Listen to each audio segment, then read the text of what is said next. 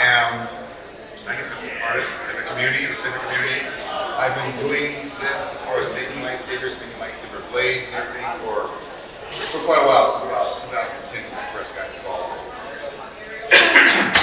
Mostly as an observer. I looked at the forums trying to find a way to fix the lightsaber I had that was broken. A master replica. It was a Darth Vader that I had. My first scrolling lightsaber. And that was something that got me started in this whole thing. Like a lot of people today, they want to fix something that was broken, and they want to put a career behind that, you know. So how I'm going to do this whole setup is I'm going to speak a little bit about myself. I'm going to try to do it really quick, then talk about the community that I know it, how I know it, as how it grew to where it is today, and then I'm going to speak about what you can do with your lightsaber, the different activities you can do, and places you can go, and things you come up with yourself. And then, you know, speak about how you can build your own lightsaber as well. So, a brief, quick little thing about me, if I can. Again, my name is Gary Ripper. I go by the name of Rip. I started out making PVC lightsabers around 2010, 2011. And the reason why I started making lightsabers was the community at the time either had to make a lightsaber or you had to have somebody build it for you. And that, both were kind of costly, you know. You had to buy parts from a company called the Custom Saber Shop, or you can build your own from, like, you know, a lathe. And many people didn't have lathes or even knew how to use a lathe, you know what I mean? But people often went to Custom Saber Shop and birthed a lot of companies like Ultra Sabers, Saber Forge, were all birthed from that company first. And so I joined the bandwagon by trying to fix my wonderful little master replica. And then I actually got to fix it, and I tried to change my loop, because my loop didn't have a skinny neck. It had a big, fat, thick neck. I couldn't stand that saber, so I decided to use the parts to make my own saber that I like. I showed it online, and then the rabbit hole went there. Like, you selling it? You make more? And all that kind of stuff. Like, oh, no, what do I get better about it? So I made one, and I showed it, and someone bought it, and then things went down the way that way. So years went by, and I worked in a plastics warehouse, and I seen something that needed fusion in it that made me think that this blade could work. So I basically got a flat piece of acrylic, put it inside one of my lightsabers, and it looked good. And then so I made a little cheap little shape like a little katana, and like more like a ninja sword, no beveling, just the shape, just the outside, and I loved it. And then so I just, over time, my own personal thing, I tried to improve it more and more and more. And then, truth be told, all the flat sabers you see out there now today were based off my very first design that I did like around 2011, 2012. And so the first saber I made was the dark saber. At the time, the reference I got the dark saber from was a novel cover with Darth Maul holding it over his head like this. It didn't really have the shape we are used to today. It was more like a machete. It was done, so my first dark saber was shaped like a machete. I got pummeled by all the meme girls on all the forums. Oh, that's not a dark saber, it's really clear. Oh, it's not even shaped like the dark saber. It's not called a black blade, and so on and so forth. And so I improved on it based off of all the complaints I got from all the other fans who were like me. And as I improved them, I made discoveries, started learning how to do things, and you know, next thing you know, Ripper Blades was born. And then over the years, I had to make lightsabers for people who were not a part of the saber community. Now, this is where I'm going to get into the part about the community. I'm over, I'm done. No more me. But the community had a few stages. When I first came into the community, everything was you had to build it or someone had to build it for you. And sometimes the more beautiful the saber was, the more fragile the saber was. You couldn't really fight with that saber. The most battle-ready sabers were the most simple sabers without the most bells and whistles. So I made my lightsabers out of PVC sabers because they said you couldn't. I have a bad habit of people challenge me, say you can't do something. I'm like, why not? It's polycarbonate. It's the same stuff for riot shields, isn't it the same material? Why can't you fight with it, So all I did was, I took PVC, I encased it with aluminum, and I used the outside PVC, design it, and just use my artistic skills for sculpting and weathering it, and it looked like, either Vader, my main one was Vader, Revan, and Imperial Knights were the only cannon sabers I would make. Everything else was just something I would just do. And what put me on the map was I made a open crystal chamber PVC saber. And at the time, if you made a Star Killer or anything with a crystal chamber in it,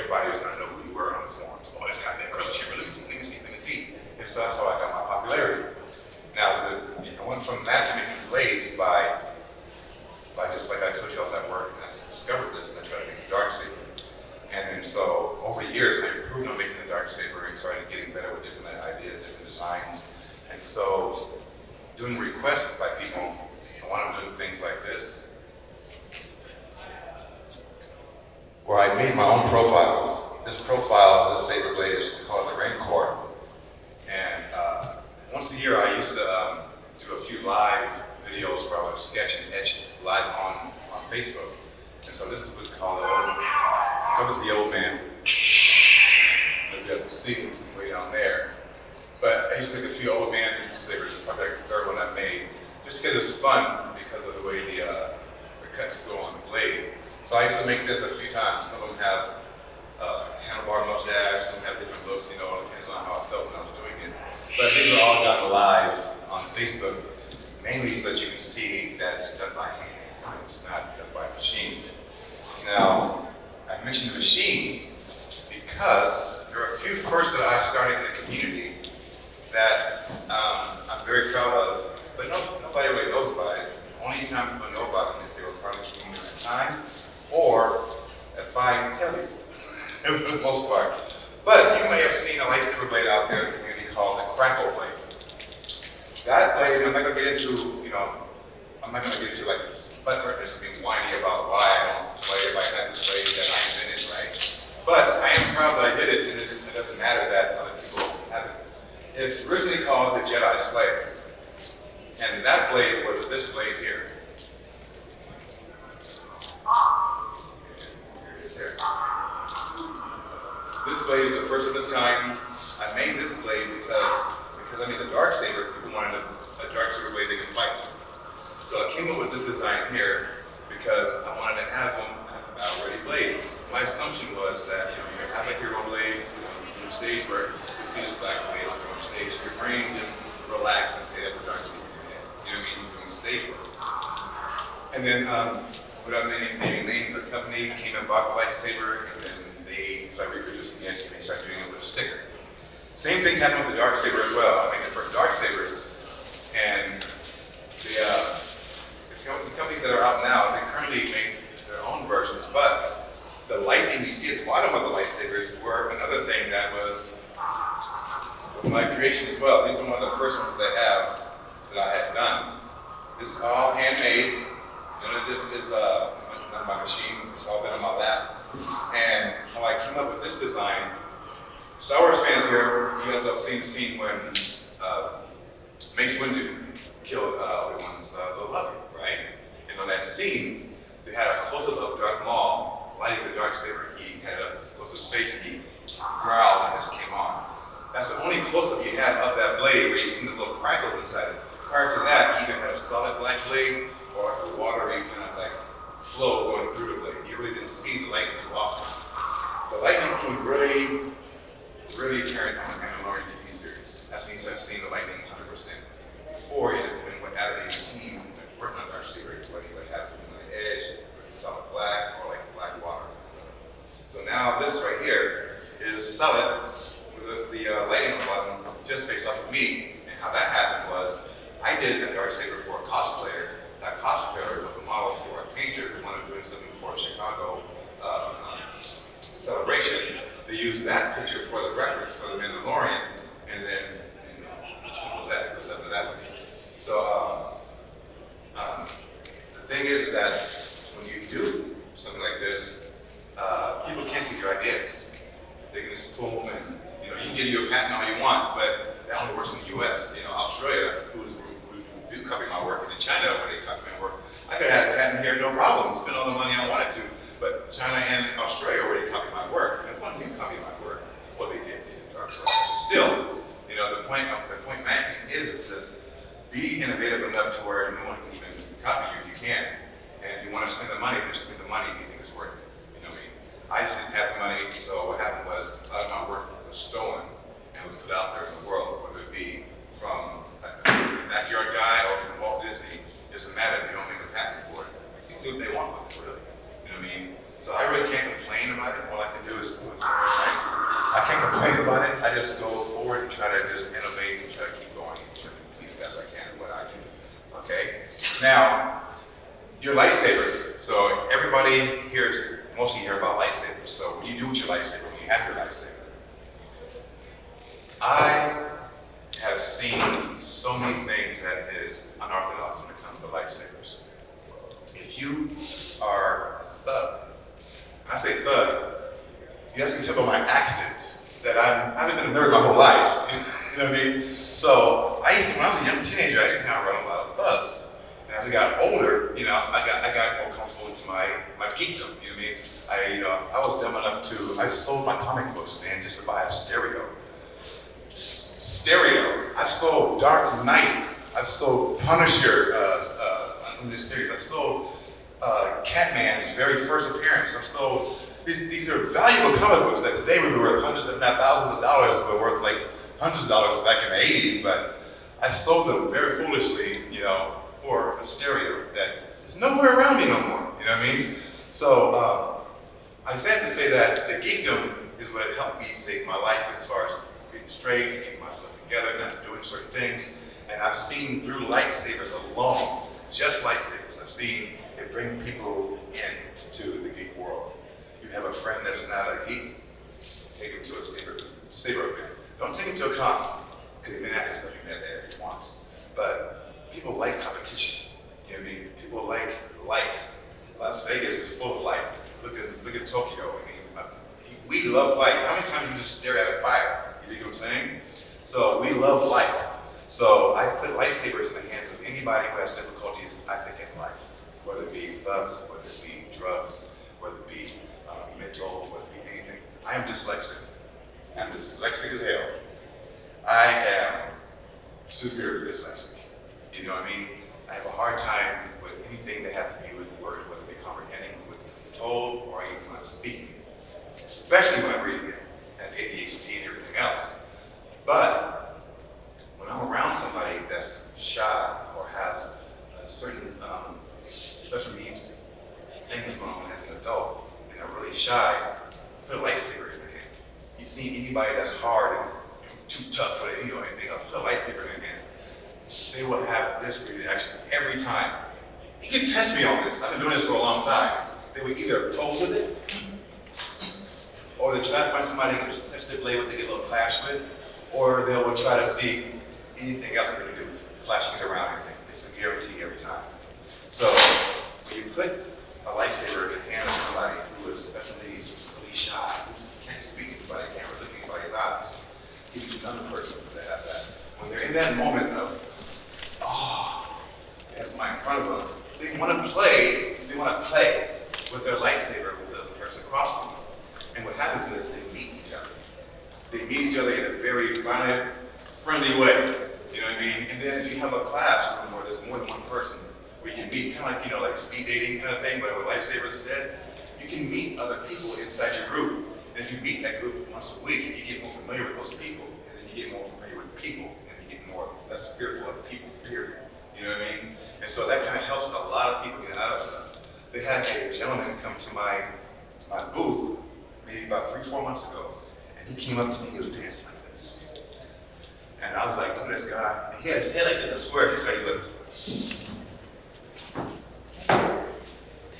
And I was like, he said, can you tell that I had a stroke? And I'm like, no, I cannot tell you I had a stroke. You're moving everything. He says, lightsabers rehabilitated my body from being in a stroke. And I was like, how did you do that? It's like he just worked on every kind of goal he had for his body. He wanted to learn how to do a figure eight with his hands. So he practiced doing figure eight over and over again. And then the fact that you can do it, there's a certain thing that pops off in your head of completion. Oh, I can do figure eight now. We want to do next. So what we end. What do we do next? We want to throw it in the air. So all these individual goals help set his body into motion. So he's fine now. I got a friend of mine had a torn ACL. He had to walk with a cane for years. He joined a group called the Saber-Legion, which is a full contact fighting group. It's kind of like UFC for swords. He joined that group, very modest dude. Last week they had their championship. He is the international championship right now for TSL. Now when I say that, now mind you, these are people who teach classes. They teach broadsword classes, they teach Aikido classes, they teach fencing. There are students, there are all kinds of people who are professional at what they do. They love what they do. This man became the top international champion, and he couldn't even walk at first one time before he started using lightsabers. So when you get a lightsaber, don't just put it on your shelf. Go outside, just spin on it, do your flow. I don't join a group, but I flow with my lightsaber. This is my personal lightsaber. I flow with this lightsaber all the time. If you ever walk around our booth, you'll see somebody spinning that lightsaber, that's me. This is the saber in my hand. It's very good for my joints, it's very good for my shoulders. I'm old now compared to what I used to be. I'm only 52, but compared to 31, that's old. You know what I mean? And so when I move my body a lot more, it keeps my joints fresh, it keeps my elbows just crinkle and crack when I do this. But because I do my saber stuff, that's not there no more. My knees don't pop as loud as they did before I started using sabers. And so I always say, get active with your lightsaber. It doesn't matter if you're doing spinning. It doesn't matter if you want to just like hit the wall or just listen to music while you're spinning. Do something active with your lightsaber. If you can't, try to do it with somebody. Pull somebody in who's most likely would never do it. My wife was a cool girl in high school. She didn't even know what lightsabers were. For her, around high school, it was the little trash can and the little gold tin man. That was she was. Oh, no, R2D2 C3PO. Now she has great Jedi arguments. She's so she knows her Star Wars now. You know what I mean? It's lightsabers. You know what I'm saying? I mean, it is a gateway to geekdom, and we like to say they're the tacos of fandom. You know what I'm saying? So when you have a lightsaber, there's a lot more you can do with it than just turn it on.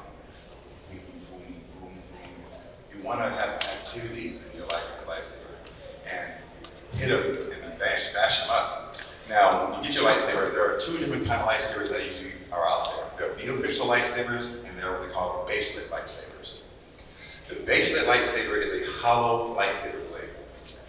This one here? Yep. So this right here, this blade is hollow. There's nothing on the inside. It's the traditional lightsaber blade that we've been using in the community for the past, I guess, 10 to 12 years. You use these bad boys to fight with full vigor. I mean, these are polycarbonate. Polycarbonate is a ballistics material. It's designed to stop bullets when it's over a thickness of an inch. Then they have the pixel blades, which have a LED strip on the inside, which allows you to have the effects of the movies, the scrolling effect of up and down, blaster block, and all that kind of stuff. Now, the community has a lot of different views about these different blades. A lot of new people come in and discover the NeoPixel, which is automatically better than the baselit. It's brighter, it has all the effects and everything else. But a lot of times, these people aren't aware of even the fighting groups or the choreography groups that are out there, which require you to use a baselit lightsaber. And the reasons for that are multiple reasons, whether it be the weight of it for the baselit or the bullet tip or whatever the reason is, but most of the fighting groups all use a hollow blade. And usually a thick wall. They have a thick wall, they have a thin wall blade. So when you have a thin wall blade, a hollow blade, the misconception is that you can use this for fighting and it's not as good as the pixel. That is not true. If you do flow, you want to have a baselit for balance. Otherwise, when you have a pixel, you have to cut it a little shorter. That way you have a balance in the hilt, but you have a little short blade. I'm 6'2", so having a short little blade doesn't look as cool when I like to have a longer blade. I want it to look good, you know what I mean? So having a shorter blade doesn't look good to my size. But if you want to have a longer blade when it comes to flow and not a pixel, get a 7/8 inch. Get a 7/8 inch blade, it's nice and long and it's just as light. So you can have the length you're looking for and the weight, but you're using a NeoPixel blade. Now, if you're using a baselit, it's more likely to find the weight you're looking for because it's a hollow blade. Now, to make these things line up the way you want them to, the baselit is the easiest to find a center and find a balance because you can cut these down manually yourself at home with a pipe cutter. Just get your pipe cutter, you can cut it down to the size you're looking for. Now, the pixels, not so much. It's usually just electronics inside here, so you can't really do that kind of thing with them. So what you want to do is you either have to buy the sizes that are already out there or learn how to wire and rewire your saber, which actually is not that hard. A lot of people get discouraged from doing those type of things because they never had to do it. Now, which means that I have a very hard time with learning. I have to read, I have to listen, and I have to see to get certain things to sink in. I can't just hear it one way or see it one way. So, I'm saying that to say, if I can do it, anybody can do it. You know what I mean? I just did the research and had to do it maybe a little bit harder for me, or may have been a little more research that I had to do to figure out how to get it done. But you get it done. You know, you can get it done. I believe in everybody in this room that can get it done. Because like I said, if I can do it, anybody can do it. Trust me.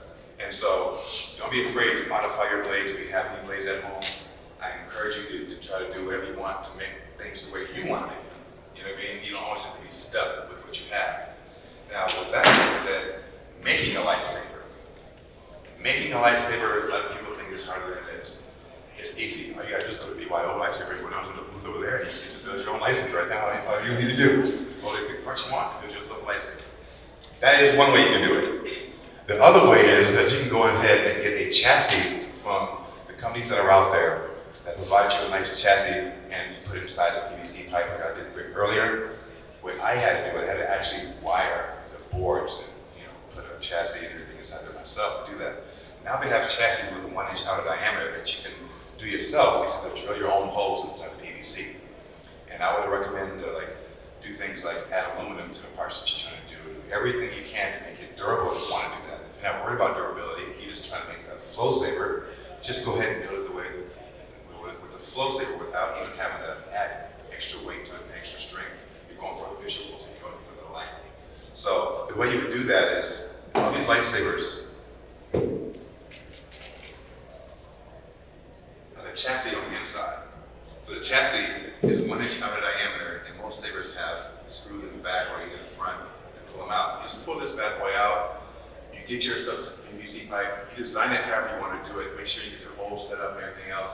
I'm not going to go into too details. It's not like a really how to build thing, but that's what you can do. You find your holes. The way I cheat and do it, I just tape over the holes, and I get a pencil and I do that, and I make a mark, and I put the markings where I want to put the PVC. I don't, like I said, I'm not really good at it. Okay, there's 3 inches from here to 5 inches. I've messed that up too many times. You know what I mean? So I do better with the visuals because my brain works better that way. So however your brain works, try to find a way. And if you don't know, this is a good way to figure out how you learn. You know what I mean? You learn how you learn. Some people don't know how they learn. I didn't know how I learned until I was in my 30s when I tried to become a police officer. I had to go to college for school because I didn't know what I could do. So once you learn how you learn, if you don't already know, try to figure it out. Test yourself. Do I do audio? I learned that if I'm in a room, someone's giving a lecture, I can't look at them. I can't pay attention to them. If I'm doodling like this, not actually concentrating on doing the stretches, I can hear everything that man is saying. Everything. So figure out your niche, what makes you learn to learn whatever you want to learn, whether it be lightsabers, making a puppet, that's the next thing I want to make me a puppet. I love it for myself. So the next thing is just try any and everything you want to do. If you want to do it, go ahead and do it. Don't let nobody tell you can't do it. Don't let yourself tell you can't do it. Because if your heart wants to do it, then you can do it. Because your brain will talk about doing stuff. Oh yeah, this is nice. It's going to take a lot of money. It's going to be too hard. You're going to have no pains. No. Ignore all that stuff. Because you need it piece by piece. Everything has to happen all at once. My first lightsaber took me a month to build because I had to buy the parts one by one. Every paycheck. I had to buy a blade. I had to buy LED.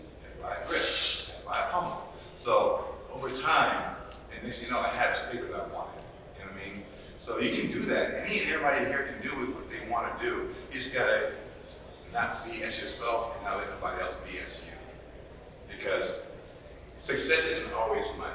Success isn't always something that's gonna bring other people happy outside of your world. Success is what your heart and joy happens for you. That's success.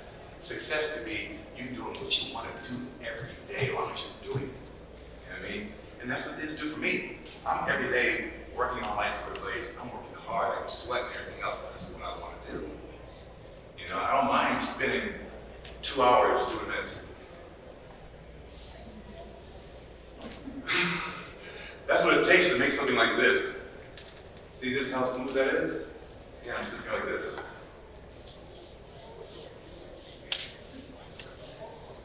Put my earphones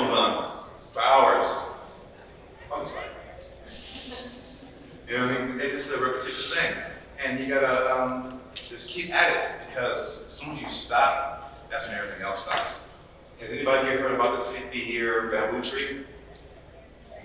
There's a story I heard. There's a bamboo tree out there that you can grow.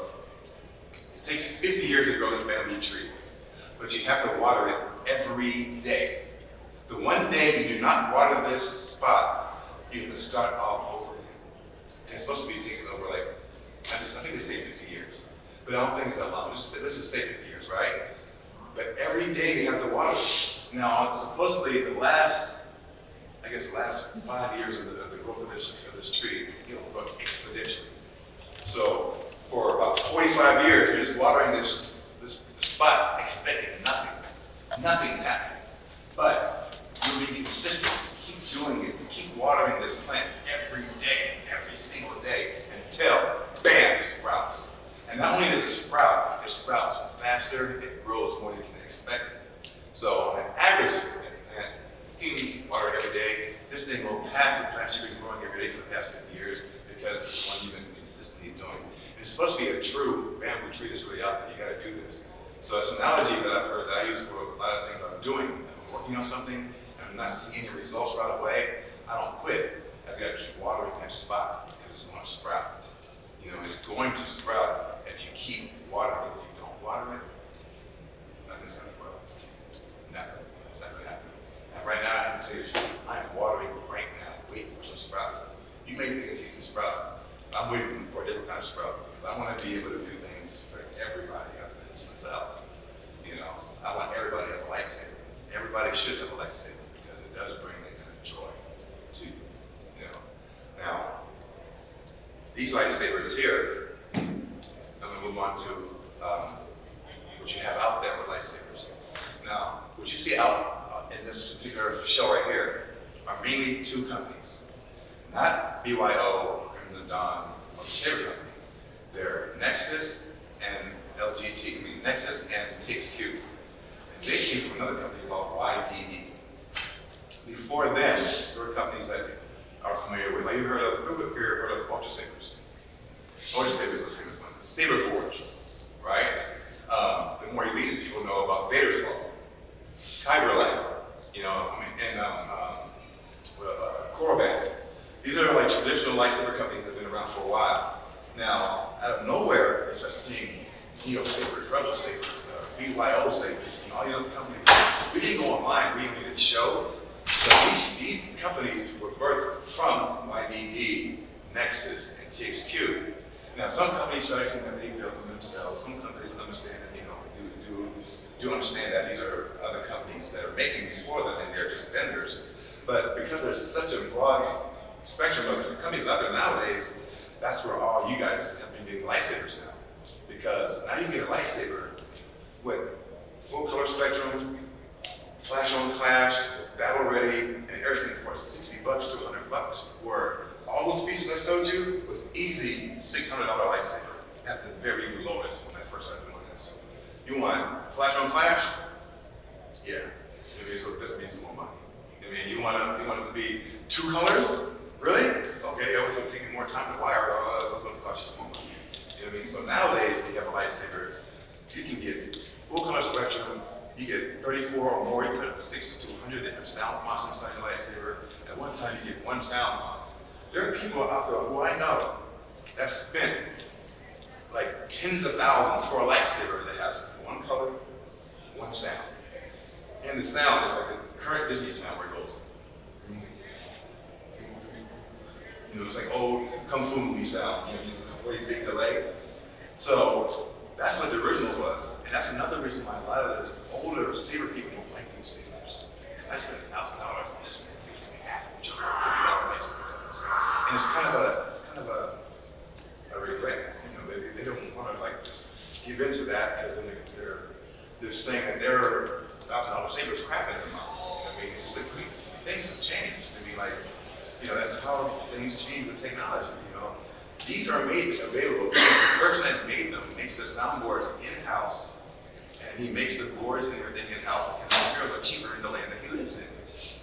He's just like the rest of us. These are not cheap China sabers. It's that a guy in China was just like the guy in the US, but he's had the money and the resources to get it done the way he did. Same way Alan from Vader's Law did it. Same way they did it for a saber forge. They just have the resources and everything to get it done. But the difference is that if you're buying a saber from Bitterswold, for instance, they're made, the craftsmanship is everything done there, but the sound font is from France, from Plectic. You know what I mean? The certain things might have been cut somewhere else, maybe powder coated somewhere else. It may have been, etched somewhere else. So these things raise up the cost. So that's the reason why the U.S. lightsabers cost so much, because the majority of them are handmade. These are really the really first production-made lightsabers that are out there since I've been in the community. And I like them because it gets lightsabers in everybody's hands. You go to a con, you see people with lightsabers all over the place. There's TikToks all over the place. Some people think that they're real because they can do little TikTok graphics and stuff, but I know that these are coming from two current companies, because the third company, I'm not sure what they're doing, but I know they do a lot of stuff for a company called Backstory. And so how it all changed about was a China company coming in, and people are calling them cheap China companies. Nobody wanted them at first. But then a guy, I forgot his name, but he started a company called the Pack Store. He started using the cheap China sabers on his website. And then he had custom ones made from this company, made custom, but since they didn't look like their cheap China sabers, they weren't cheap China sabers no more. The same company made that saber, just you guys recognize it as unicorn saber that's for Darth Malus. So they got a reputation of being a good lightsaber company, even though this saber and this saber are the exact same saber. It just has a different outer shell. So this company gave it more recognition for these Chinese sabers. They got recognition and people start trusting them a little bit more, to the point where a company named Vadersvold started a company called something Hut, whatever. They had these sabers too, but they got rid of it because they are really a higher end and they didn't really want to be associated with it too much. It's like being Mercedes-Benz, and then Mercedes-Benz also selling Volkswagen, that kind of thing. They didn't really want to be associated with it.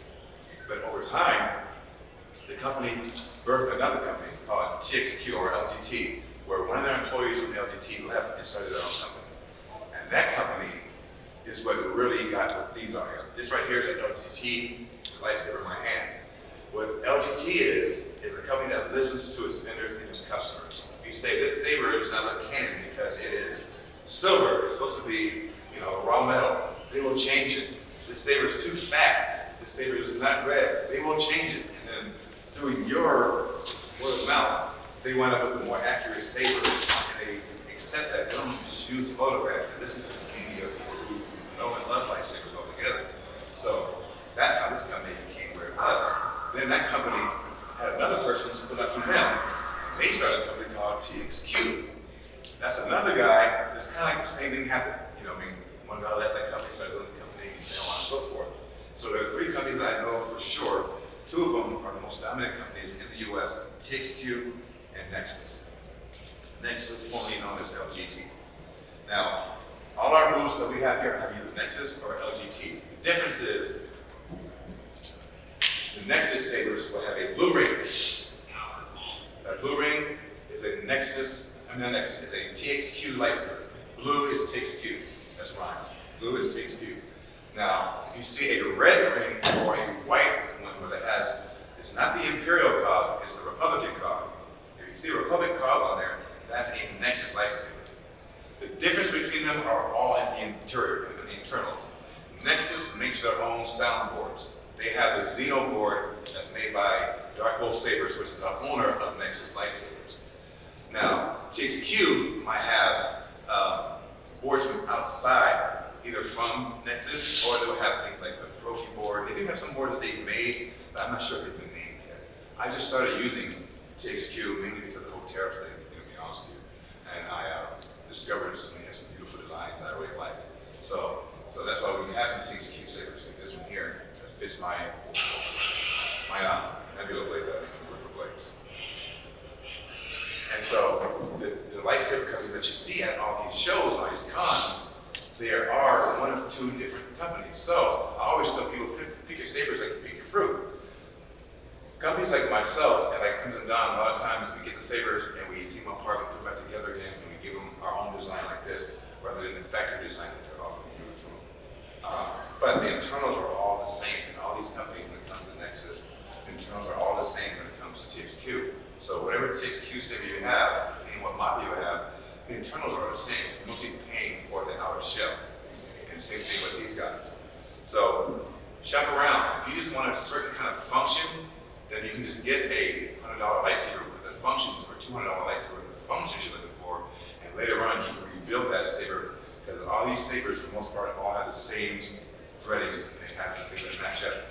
Two different companies. This right here is a Nexus saber. You see how this works out. This is a TXQ lightsaber. One guy left the other. You can see it this works. I'm just testing this right now. I'm just assuming, guessing. This is steady. Discovering. This is a on a Blackberry. That was embarrassing. So so here's the threading on this one here. Will it sit on here? No, it won't fit. It's because it's design. But the majority, I would say 80 to 90% of them are all matching between the companies, between the two different companies. So you can mix and match. Another thing you can tell the difference is, aside from this one, the majority of TXQ lightsabers do not have the charger on top like that. The majority of them have the hidden button, and then the majority of TXQ have, the Nexus have the C port, and will have the white button. So they're all quality sabers. They're all really well made. It's not, I think it's personal preference as far as what you would like about it, because everyone has their opinion on it. So I would just say, depending on how you feel about it, is how that'll work. And we got here, 41? Okay, yeah, so thank you. Got like 10 minutes left. Does anybody have any questions about anything? Yeah. Have you experimented at all with the flat blades with any of the new quantum strips? Like the four setup? No, because there's not enough space for them. For those, I'll have to make a fatter one. But I would like to make a Thor saber.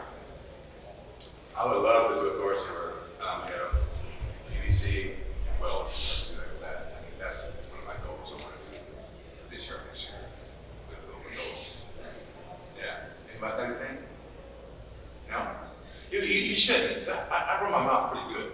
You know what I mean? I do. I run my mouth pretty good. And like my wife, I think, she says she can't hear in this ear. You know what I mean? Because we don't want to grab it from my mouth. So thanks a lot, you guys, for swinging out here. I appreciate your time. And like I said, always try to get somebody out there, get somebody to have a lightsaber. I mean, I think it's really therapeutic. I think it's good for exercise. And just watch your fingers when you do get on this.